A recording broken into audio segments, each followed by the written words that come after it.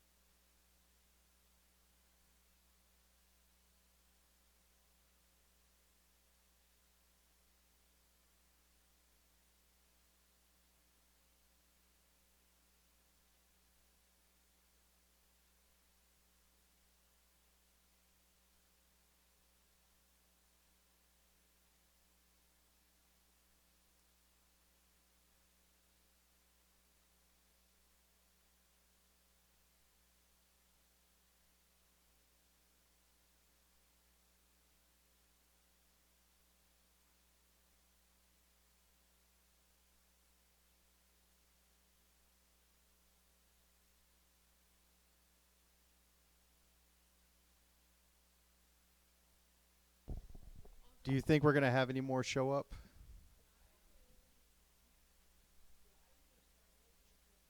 Okay, perfect. All right, guys, we're going to go ahead and get started. Again, if you have a cell phone or a tablet or a laptop or any other device that's connected to wireless, I'd go ahead and break that out. First off, I want to thank you for joining us this afternoon. I know you have better places to be, maybe. Some of you don't have to take finals today, right? So maybe this is the place to be. I'm James Casey. I'm a co-op that's a 6-month internship with Monsanto, and today we're here to talk with you about the values of a STEM education and maybe some possibilities you can pursue after you get done with college. So first off, after seeing the first slide, our agenda is we're going to cover down who we are. We're going to take a brief survey on what you know about STEM. We're going to talk briefly about modern agriculture and some of the amazing things that Monsanto's doing.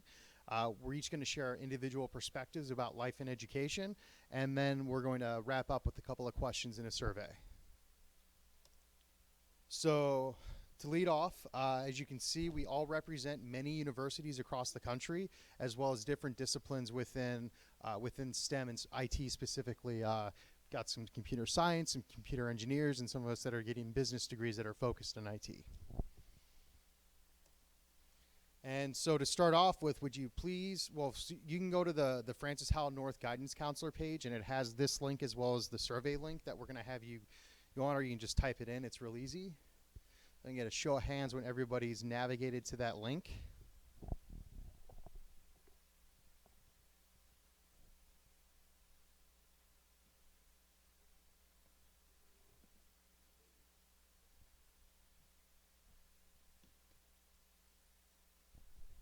Raise them high if you see A through F.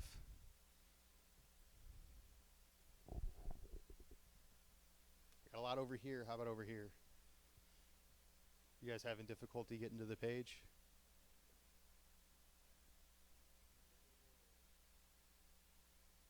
They took away what? You can use the test. There's another Wi-Fi network, the FHSD test.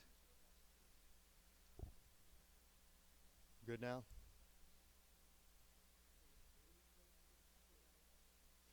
So on the guidance counselor page, there will be two links. You'll be doing the monsanto.participole.com.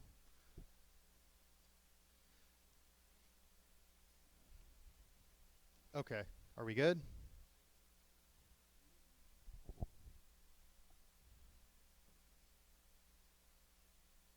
All right, so we'll get into the first question while the rest of you are getting to that website.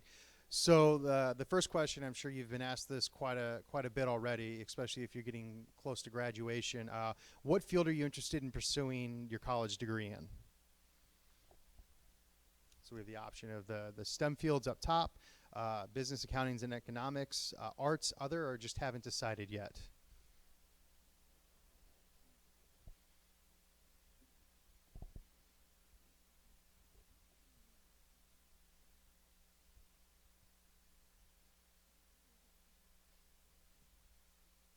So we've got 12 of you, and if there's any in the audience out there at the other schools, please feel free to participate. We're broadcasting to the other high schools in the district.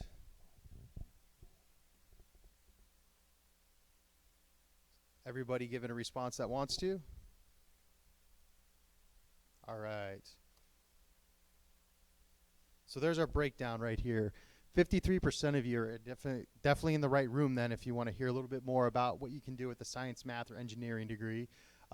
Business, accounting, and economics, I like to see that. I'm a business major myself. Arts is good. We always need people to create things. And then other, that's okay. And then undecided, that's still okay because you don't have to decide right now what you want to do for the rest of your life. That's the beauty about education, is you can always continue to learn. So what is your current outlook on STEM?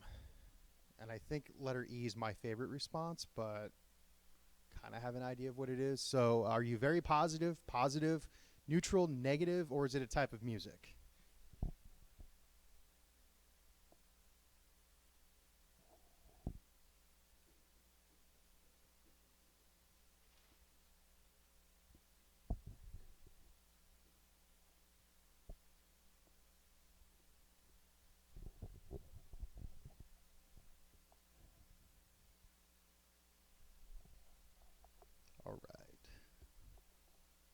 And the results are clearly some of you are into some really weird music. Just a few of you, just a few. But most of you have a positive outlook, neutral. I mean, so nobody really thinks it's negative. And of course, you know, there's that moniker with STEM that there's a lot of math and stuff. Again, you don't have to pursue a math degree in order to be in a STEM field. That's what's really amazing about it. All those numbers. Okay.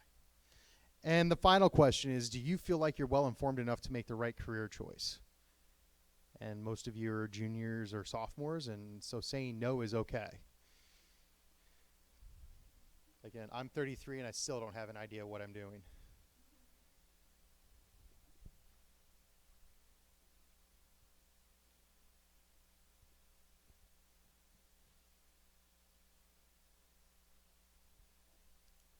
Got one extra answer this time, awesome.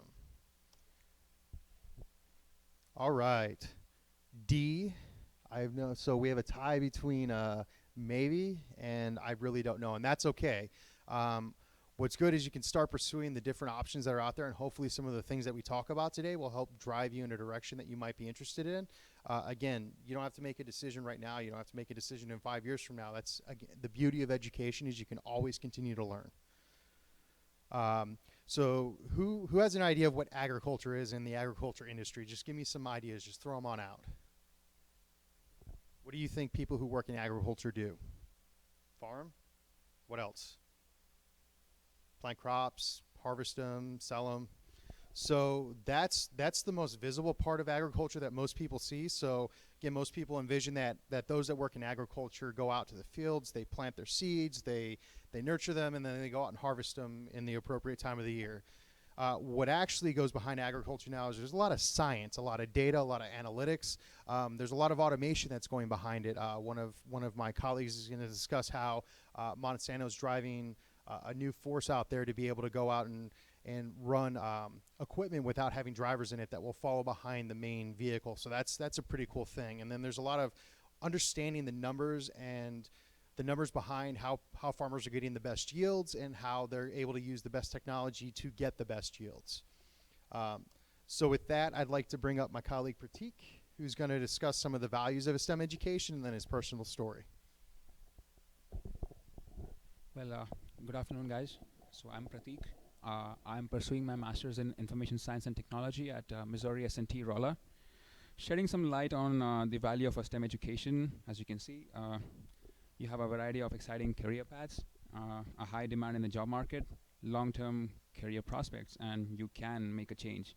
So, talking a little bit about myself, when I was your age, when I was in high school, so I was more like a nerd. So I used to study, I used to do a lot of stuff. I was a loser when it comes to sports because I had no time. I literally used to go to the library and study all day. So I was one of those academic achievers, as you say.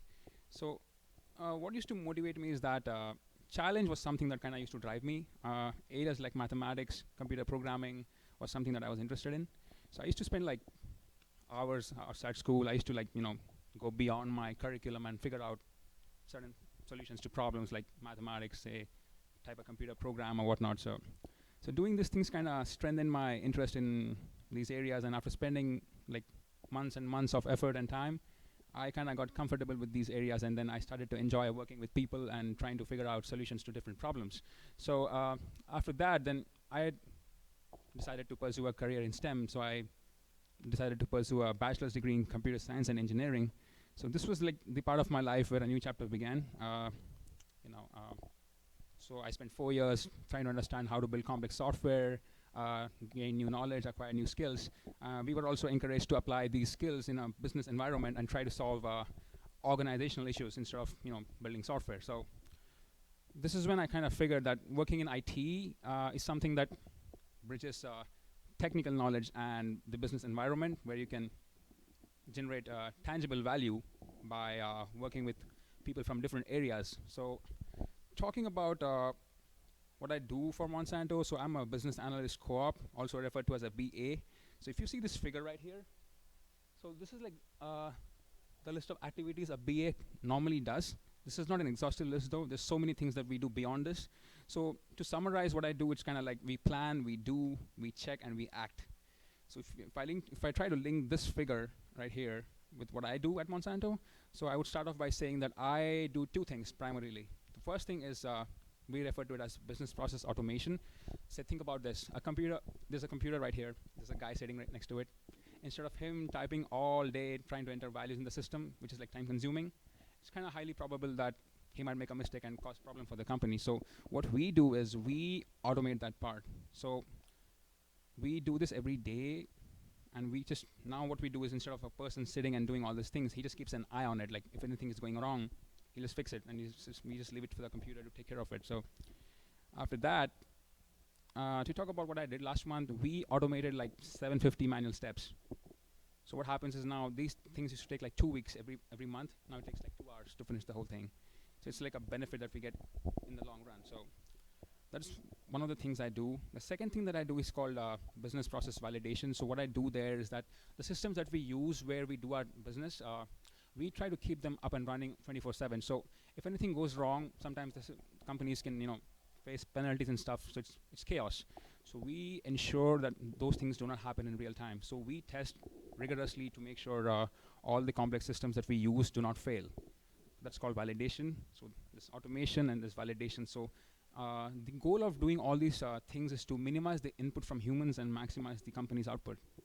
That's the whole purpose of doing it. So, and personally, what I like about STEM and IT as a whole is that if you really want to learn more in life, if you want to like opportunities to keep upgrading your skills and whatnot, this is like the area to be in, because for a company, every company has a goal, every company has a vision. So when you try to reach that goal, normally you end up with lots of obstacles and hurdles. This is where you get these opportunities to learn.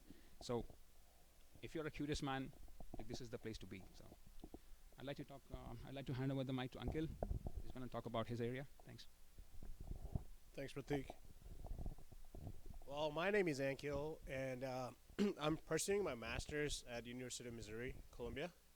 Go Mizzou. While growing up in India, I was always curious about how computer works or worked, and how you were able to do certain things certain ways, and that sparked my interest in software in particular. So during my high school senior year, I took like a half day full year class to learn more about programming, software, hardware, configuration, networks, etc., all those components of computing, and then decided to pursue my degree in computer science. What I like about IT or STEM in general is the opportunity to change people's lives using technologies such as technologies in the industry, whether it might be in the agriculture industry, mobile industry, medical industry, or let's say just a local business. It's really fascinating what you can do with technologies nowadays. For example, here at Monsanto, and for my research, I'm actually working on how we can use multiple technologies to operate autonomous farm vehicles in a way using GPS, field view of like the bird eye view image, beacons, satellites, and then continue operating to save the disturbance of harvesting the crop or operation in case one of these technology goes down. So following my graduation, I'm planning on continuing this to work on this method, and then find more breakthroughs in the agriculture industry for the autonomous farm vehicles. So the main concept about like computer science is everything is evolved around an object. So we have this concept called object-oriented programming. As you can see on the chart, we have a vehicle, and then as you can see, we have at least two subcategories. The one that has wheels, and the other, let's say, boat. Even if you go further down the line for the wheeled vehicles, we have cars like automobile, or you have bicycle. And then the car even goes down to sedan, coupes, etc., right? So you can go as much down. But as you have to keep in mind, for example, if you look at the car, every single car has like number of wheels. They all have accelerator, brake, etc. They need a fuel or electricity to charge itself. So as I'm telling you all this, it's basically that there are so much common. There is so much attributes and method that are common amongst all cars. So you have to make a global one item, like global object, and it could be used across multiple platforms at any given time. So that's the beauty of object-oriented programming. The other thing that I want to talk to you about is applications on cloud. How many of you guys think that when we talk about iCloud or like Amazon or like Google Drive, do you guys think it's storing somewhere on the cloud? Like what comes to your mind when you think about iCloud, for example? Just shout out something. Perfect, yeah, so it's somewhere stored still physically. It doesn't have to be at one location. It could be at multiple locations all over the world. And it's basically much more than that picture that I showed you. It's basically what you can do on the cloud is physically store application, you can store content, you can use communicator. Application is such as this Google Drive nowadays. Are you guys using Google Drive? So the Google Drive is an application on cloud. You can monitor the usage. You can scale the storage space. You can use multiple databases. So that's all cloud is. Like as a person, for example, if I were to host anything on your high school's database or your high school infrastructure, for me, your high school just became a cloud. So that's what cloud is about. It's not something that people typically think about. It's just the data structure with you just pay a monthly fee or yearly subscriptions, and then they host your information for you, and they take care of the maintenance, so you don't have to physically worry, what if my hard drive goes down? They have backups. They have you can set up backups. You can have load balancers, so in case you have multiple users trying to access it at the same time, the servers don't go out. And then the last thing that I would like to talk about is the autonomous farm vehicles, as I was telling you. As you can see in the left picture, you have a combine. As you can see, maybe there's a person in there, but he's not driving it himself. He's still sitting there to make sure that everything goes smooth and simple. But as you can see on the right, the tractor, there's nobody sitting there. However, the tractor is still keeping up with the combine. It's simultaneously driving itself and then keeping up with the combine. They have cameras. They have they use satellite images. They use beacons to make sure that they don't go off course. They have cameras to make sure if there is there's some obstacle that comes in a way, like out of nowhere, so it can stop itself. So that's the technology. That's where everything is moving. So in the future, as you can see on the right picture, there'll be a person still sitting in the farm, tractors, to make sure that nothing goes out of hand, it doesn't go haywire. But all they're doing is just making sure that crops are taken care of, and then everything goes smooth. So that's where the technology is going, as James showed in the beginning, that what people think the farm is about, but what it really is. So with that, I would like to hand it over to Ying to talk about her experiences.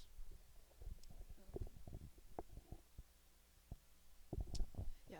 Hello. So my name is Ying Chen. I'm currently a student at the University of Illinois at Urbana-Champaign. I study electrical engineering, and I'm from New York City. So yeah, I guess we'll just get started and jump right into it. I'm currently working as a web applications developer at Monsanto. Yeah, I'll just tell you why I like programming and why I like software development. So I'm not Steve Jobs. I'm not a math genius. You know, I don't have 10 years of experience. And I think that's what I really like about it, is you don't have to have all these things to be a good programmer. It's a continuous learning process, really. And so, you know, technology is evolving day by day. As developers and as programmers, you're using a whole slew of kind of tools. You know, you're using multiple languages like Java, JavaScript, Scala, tools like Ocelot, AWS. Just right off the top of my head, I named like 5, 6, 7 things that we might be using.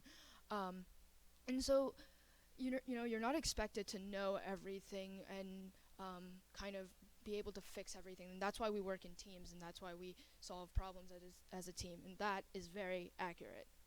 That meme right there, completely accurate. But also, sometimes my friends will call me and say, hey, like, what do you do in the cornfields anyways? And I'm like, they're like, do you like type all day? Do you just kind of like sit at your desk and work for hours?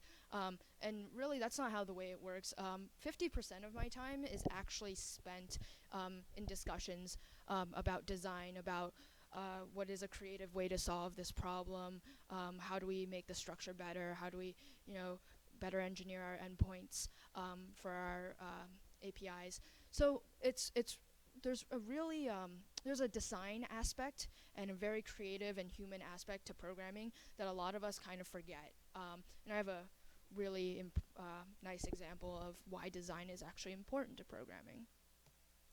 So this is CAD Key 98, and I've had the unfortunate pleasure of using CAD Key 98 when I was in high school. 98 as in 1998, when this was created. And so CAD is computer-assisted drawing for any of you guys who don't know. But you can see that there's a bunch of buttons on the side. You have no idea what those do. It probably will take you 3 weeks to learn how to use this program. You can't copy paste lines. So if you're drawing something really complex, you're done for. Like, it's take forever. But we've come a long way since 1998. And so if you look at AutoCAD 360, you've got big buttons. They tell you what they do. There are words on them. And it's overall like a better design, Even in our personal lives, you download an app, you give it like 5 minutes, right? And then if you don't like it, you delete it, and then you tell all your friends not to download it. And that's the same for any type of software. And I don't even mean, like graphically in the user interface. I'm talking about even like underlying structure. Is it a good design, really? And I grew up going to museums, so I really love art, and that's a passion of mine. But I've also realized that in pop culture, this is the way that engineers and programmers and people in STEM are portrayed, that they're kind of socially awkward and don't really have the best social social skills and communication skills. But that's actually pretty wrong, because you actually have to have great communication skills, because you can't design a good product for someone if you don't understand them, if you haven't talked to them, and if you haven't asked them questions, right? And by design, I mean like, in the overarching term of design, like how do you facilitate like these people's experience and then kind of what they do when they're within your space. So what I'm trying to say overall is that whether like programming is just a skill, it's just a vessel that you can use to pursue your other passions in life. You don't really have to give up what your other passions are. It's just a kind of a doorway to pursuing what you like without having to give up technology. So you don't have to like choose. That's the best thing if you're indecisive like me. All right, I'm gonna pass it off to Santosh. Hello. Come on, guys, be excited today. Hello. It's not this your last day either. So yes, your summer break is coming ahead. You should be excited for that. So, how many of you here know about what is security? Just raise your hands. Network security, computer security, anything about that? Okay. So, I am a security professional with Monsanto. So, how many of you know are used to a word called hacker? Have you heard that before? Have you seen in movies before? Great. So, do you want to be that before? Do you want to be that? No one? No one wants to be a hacker here? So, I'm a hacker. So, what I do is like, I break things.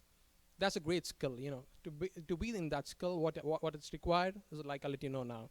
So, I was having a passion to learn things and break things when I was since our childhood. So, I have a bachelor's degree in computer science, which actually gave me a knowledge about how do you code. The first time I recognized, like when I first coded, like when I first wrote a program called Hello World, I was really surprised to see that I told the system to do something. That's really great. So that was that was way beyond 10 years ago. So now I'm a security professional. So that gave me skills to teach about what is a system, what is a network. So once you know that, it's really easy that you'll understand that it's very you can break things if you don't do it in the right way. So I'll just like tell you what is cybersecurity and is like in the plain English, like something that you understand. So think about what is that unique thing which separates you from your friend. So do you have any clues or on something like that? Come on, guys, come up with something. What is the something that comes in like that separates you from your friend?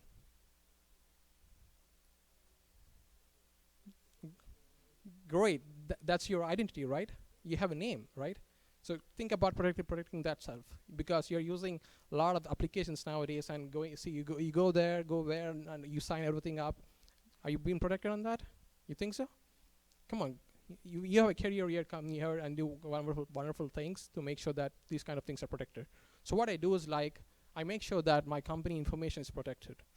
I make sure that I'm preventing the attacks from attackers. Stopping the bad guys is what my main goal is. So I'll just introduce to what is data virtualization. So think about a problem. So what is an analytics? So the effective way of solving a problem is called analytics. So think about understanding something and discovering new things in it and applying that. So there is a small spending graph over there of a person. So you can see that on the first day he spends $10. On the second day he spends around $20. On the third day he spends around $40. And the fourth day he spends around $80. Now come on guys, come on, you can predict what he spends on the fifth day. 160, that's great, come on. We have a lot of problems like that to be solved in the company, but this is a small problem though. But think about large problems. We have 26,000 machines speaking all the time. Think about how many like kind of problems we want to solve. And we don't want to solve the problems either. We want to like make sure that we communicate these problems with solutions. We want to give them solutions for that. So this is like what the data analytics, which helps us to solve the problems and actually efficiently show to people what's happening. So think this is cybersecurity, the cyber attacks happening on United States. You can see that the United States is the highest target for attackers. 560 million attacks a single year. That's really big, huge. You guys should be like in the forefront protecting the United States, because that's really big field. And again, it's really improving. Like this field is really going up in the change of light. It's really big, and there are good career opportunities for you guys to come ahead and think about cybersecurity. If you want, like, you can just start your degree now with going into STEM, and later you'll be introduced to what is cybersecurity. And you can, or else if you know what's programming and how do you do it, you can start your career in cybersecurity right now and be the heroes for the coming future. So I'll be introducing to Rahul. He would be talking about automation and why do you care about automation. Good morning, everyone. I'm Rahul, and I'm a computer engineering major from the University of Illinois at Urbana-Champaign. Now, before I tell you what I do at Monsanto, I'd like to share with you my own experience as to why I chose STEM. But being the fifth speaker, I kind of find myself in a strange situation where I know what's expected of me, but I don't know how to do it any differently. So, like my colleagues, I could give you a countless moral reasons as to why you should choose STEM. But instead, I'll give you a single selfish one. When I was in high school, like a lot of my friends knew exactly what they were doing. They knew what they were passionate about. Me, I had no idea. I had absolutely no clue what I wanted to do. And that's the reason I chose STEM, because STEM opens doors for you. STEM will allow you to develop the critical thinking and the problem-solving skills which are necessary to succeed in any field in life. And along with that, it will help you prove to your potential employers that you have those skills. You can be an investment banker at Goldman Sachs with a computer engineering degree, but I assure you, Google will not hire an economics student for a software development job. So now that I've told you that, I'm going to tell you what I do here at Monsanto.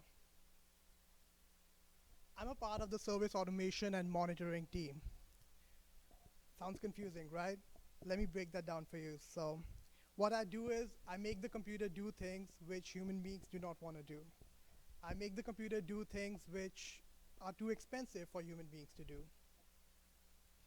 By using programming languages such as Python and Ruby, my team conducts synthetic transactions from an end user's perspective. to monitor some of Monsanto's core business services such as internet browsing, identity management, remote site connection, and so on and so forth. And then we use tools such as Splunk and Spotfire to analyze this big machine data that we gather. Now you might be wondering why we need to monitor these services. Think of it this way. If there were no teachers to grade your exams or grade your homework, would you be really doing them? I know I wouldn't. So that's the reason we need to monitor these services so that we can make sure that we are getting the service, the quality that our vendors claim, so that we can make sure that we are getting our money's worth. Let me give you another scenario where you guys get annoyed, right, when your internet slows down or when the Touch ID authentication on your iPhone stops working. Now imagine that happening to 22,000 people. That can result in a huge loss of productivity. So by monitoring these services, we can make sure, we can alert our service owners when something breaks so that they can fix it before the customer has a chance to complain. And along with this, we can create a scale to measure the success of our services and the quality of our users' experience. Now I'll hand it over to James, who will talk about his own perspective. All right, everybody on their feet. They're all looking a little tired right now. Let's get on our feet. Shake it out a little bit. Get a little oxygen. Get a little blood flow. Yeah. Stretch it out. And I am going to ask you to stick your cell phones back in your pockets for the next couple of minutes. All right, you can go ahead and have a seat again. So again, I'm James Casey. I'm currently working as a systems integration analyst with Monsanto, and I know that's a lot of really confusing words, and I'm not going to explain those, but really explain to you what I do and how I got to where I'm doing what I am. So I joined the Army Reserve in 2000. I was still a senior in high school. I bet probably before many of you were even born. I served for 11 and a half years. I did a couple of tours in the Middle East, and I really didn't know where I wanted to go in life. I kind of had an idea back in high school. I wanted to pursue a management information systems degree. That's the business degree that most schools were offering for IT at the time, but I knew that I wasn't ready for it. When I went back to the community college at 19, I had like a 2.26 at the end of my first semester, and I'm like, yeah, now's not the time for me, and I'm sure most of you don't have a 2.26 if you're sitting in this room, right? Imagine in that high 3 to maybe in above 4.0. So really I did the military thing, and I enjoyed what I did, but military service puts a wear and tear on your body. I had a couple of surgeries and realized that my shelf life in the military had hit its expiration date and had to go on and do something else. So I went back out to the community. I served in a couple of nonprofits. I went out and helped my fellow veterans get back out to the community, helped other companies go out and serve their community as well, doing service projects, and I really enjoyed that. But I had my first kid and decided that maybe it was time to grow up a little bit and pursue that adult job, and I decided to go back to school and I'm currently at Southern Illinois University getting my bachelor's degree in computer management and information systems. And so where are my business majors at? I know some of you had business out there. It's okay. So, and those that are undecided, I mean, there was a handful of you as well. So what's nice about the degree that I'm getting is it's not only is it a business degree, but it's also an IT degree. I get to learn how to code. I get to learn how to build databases, build software and system infrastructure. I'm able to build process models and plans, real short-term and very long-term projects, and that served me well because of the background that I have from the military. It's all about mission planning, mission operations, and making sure that we have what we're doing this week, but also what we're doing for the next 6 months. So that was a really great spillover for me to be able to bridge into IT. So the main point here is you can do whatever you want in life, and if you decide you want to come back to STEM or to IT, it's okay. It's never too late to make that decision. So how many of you have played telephone? I know you know what I'm talking about. How often did you get from the first person to the last person with the exact message that it started with?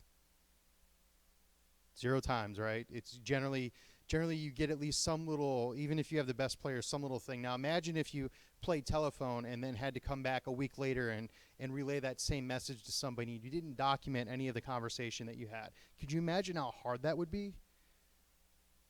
Yes. A little north-south. So what I do as a systems integration analyst as well as a project manager is I meet with all of our business partners, whether they're the actual business users, people that we're designing the systems and the software for, or with the actual developers. So many of my colleagues back here, I meet with their peers to help develop long-term plans to be able to achieve not only the customer's desires, but to achieve it in a way that's cost-effective, that's well documented, and that also has a way to support it after we go ahead and launch it. So the first example here basically is how a customer explained a rope swing. Does that look like a rope swing to everybody? No, it looks like a ladder, right? So the way that the customer explained it, then you have the way that the project leader understood it, which, I mean, it's kind of functional, I guess, but when you start swinging, you're going to bang your head on that tree, right? And then you have the way that the analyst designed it. So the important thing with this is that people like me have those communications and constantly go back and make sure that decisions are being made on what that person wants to have done. And then the final here is how the business consultant described it. So this person is promising the world to the customer and telling the developers and everything, hey, we're going to build you this great rope swing, but it's also going to be a lazy boy recliner. I mean, could you imagine falling out of that? All right, and so here, like I was talking about with the telephone, that's a great example. Process and program documentation when it comes to project management is the key. We want to know what's done well and what's not done well so that we can emulate the great things, but also not do the bad things in the future. Who's worked in project teams where you just kind of did things and didn't really have a plan, and then you got a bad grade at the end of it, right? I mean, sure, that's happened to everybody. Or you have one person that ends up doing everything in the project because nobody else wants to take part. I'm sure everybody's experienced that in some point. So that's the key here with process and program documentation. The other important thing is the operations install. So what's wrong with this rope swing? What are we missing, right? Everything except for the ropes. Like, so we're just going to sit there and hope that we can hang on for dear life and never fall. And then the next example is how customers get billed. And quite often, if you don't have a good project plan in place, your costs can spiral way out of control. So when we look at the final picture, you have a customer wanted a rope swing on a tire, and they were built a roller coaster. Two totally different things, right? So they didn't listen to the customer at the end.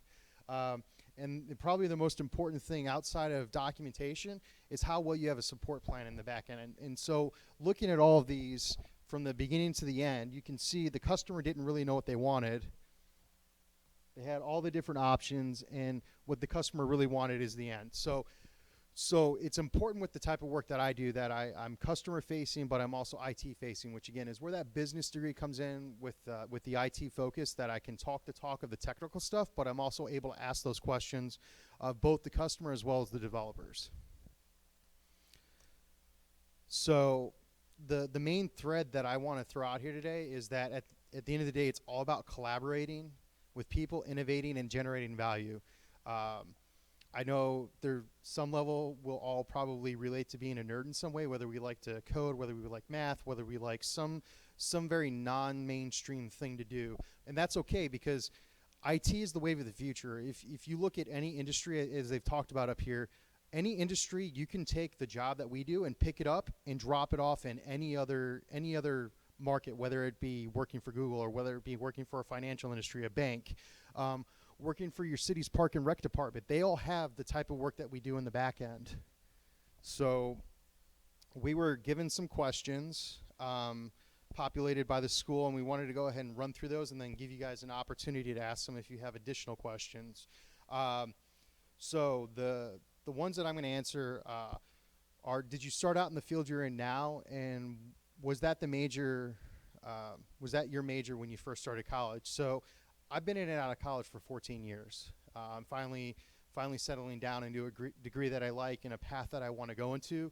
And it's okay, because I tried some business stuff. I tried working, looking at becoming a physician's assistant and working in the medical field, and wasn't quite sure where I wanted to go. But I've settled into this now, and it doesn't matter when you choose to go back to school or when you choose to go into STEM. You can always go back and get a master's if you got the wrong bachelor's degree. And there are a lot of great programs out there that allow you to bridge that non-technical degree into that master's degree. And the other question is, how did you decide to pick the field you're currently in? Things like pay, interest, things like that. So let's be honest, IT pays. If you want to make money, IT pays well. In the St. Louis market, most entry-level positions that are not like help desk, so not answering the phone and talking to customers, but if you have a technical degree or a business degree and you can apply it in IT, the average starting salary is almost $65,000 a year for a college graduate. That's a lot of money to be right out of college. There aren't too many other fields where you can go and make that kind of money. And I pulled into STEM, or I pulled into IT because I like solving complex solutions, or not complex, solving complex problems to create the solutions for whoever I'm working with. And that's what's nice about IT is it's every day it's a new problem that I get to work on. So another question we had is, what are some classes you can take to get prep for college? What looks good on a high school transcript that can help you with a STEM education? Ankhil's going to go ahead and field the answer for that question.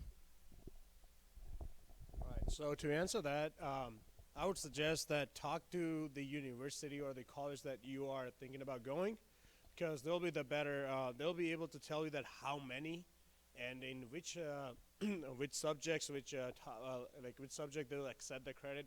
So make sure that, but make sure and take as much as possible. As you all are aware that there's something called, besides, doesn't matter what degree you're pursuing, you will be taking general ed. That's part of the curriculum in college. So let's say that you'll be taking physics, you'll be taking foreign science, you'll be taking all of those classes as part of the requirement, general education. So if you want to pursue a degree in mathematics, you can take as many credits possible in other departments like English or science, physics, chemistry, all of those as much as possible. And maybe don't take anything to do with the mathematics, because if that's your major, you want to learn more at the college level, in college. So, but besides that, each and every credit you can grab, feel free to take it, because if I remember right, being at school, you can take the entire class for like $150, $200, versus in college, you won't, one single credit hour will be way expensive than $150, $200. So that's a great piece of advice that I want to leave you up with. Take as much as possible, and then talk to the college that you're going to. Thanks, Ankhil. So we have a couple more questions, but before we get to those, we have time for one question left. So is there anything pressing from you guys that you want to ask us about STEM or education or work or anything, life in general? Tough crowd. We have pencils. If anybody would love an awesome Monsanto orange pencil, I'd be happy to give you one for a question. Go ahead. You don't. Oh. Okay. Two pencils. Okay. All right. So we have the one last question. So as an employer, what are the top qualities that separate applicants being considered for hire? Can you give examples of what this looks like? So I'll let these gentlemen answer this real quickly. You got about 30 seconds. So to answer this question, so when I applied for Monsanto, definitely I'd say agility, confidence, and being able to portray yourself as a self-starter definitely will get you hired, because they're going to ask you questions like what you did beyond your school and what you did in your school. For example, talk about an assignment, maybe a project. So they're going to ask you what you personally did, like how did you drive things and how did you achieve results. So you need to be able to talk about that. And confidence, I mean, of course, you have to look them in the eye and talk. If you don't, I mean, then you're putting yourself off, So the next question is, no? Is that it? Okay. Yeah. So if you go ahead and take your cell phones back out and go back to the How North counseling page, we have a Survey Monkey link we'd like you guys to take. So let's see if I can tell you what I'll do.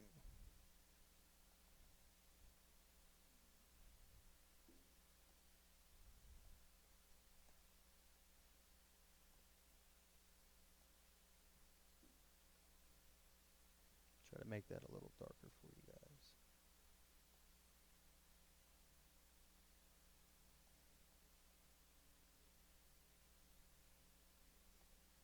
There you go.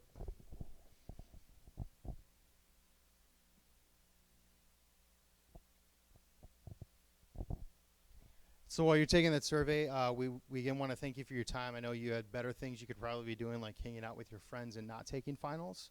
I do wish you the best of luck next fall. Those of you who are becoming seniors and those of you going to junior, um, this is the opportunity and the time now for you to really start thinking about what you'd like to pursue as an education. Again, I don't buy into the thought that you have to know what you want to do by the time you get to college. Not many of us are able to make that kind of decision when we're 16, 17, 18, 19 years old. Many people go to college and then regret the degrees that they get. So just keep in mind that if you're not happy with what you're doing, have those conversations with your counselors, have those conversations with your parents, with your peers, to see if they're doing something cool. There's this amazing tool out there called Google. I don't know if you guys have heard about it. But you can type in literally any question and get almost any response that you want. So if there's some facet of STEM that you want to look at, some facet of anything, I would suggest going out there and maybe trying to learn a language code on your own. They're really not that difficult once you learn the basic logic. And the logic behind the coding languages is the basic logic behind everything that you do in IT and STEM. So with that, we want to thank you for your time again today. We hope that you have a wonderful afternoon and don't get too wet in that rain out there, and have a great summer.